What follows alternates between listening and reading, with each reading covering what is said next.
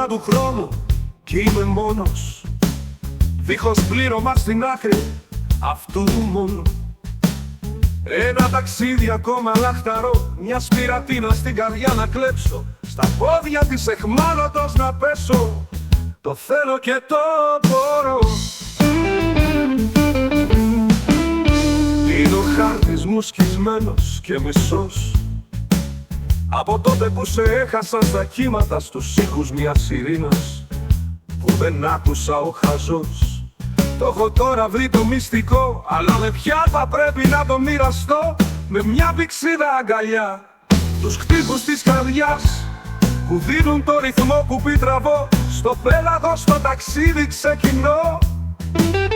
Οι συμπληγάδες πέτρες πέρασα στο φρέαρ, αποκοιμήθηκα, μια μέδουσα με ξύπνησε και τότε αναρωτήθηκα.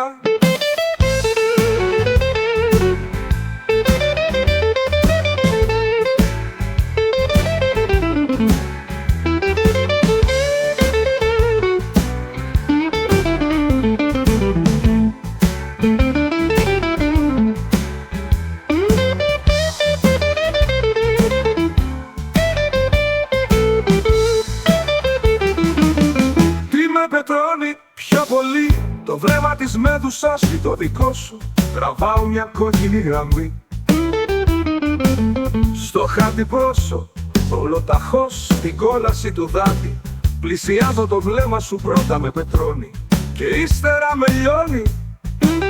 Σαν τη λάβα ενεργώ, ηφαίστειο έχω γίνει, από τη λάβα θα καώ. Μέσα στα δυο σου χείλη και το κλείνω εδώ, να απολαύσω τουλάχιστον το όνειρο.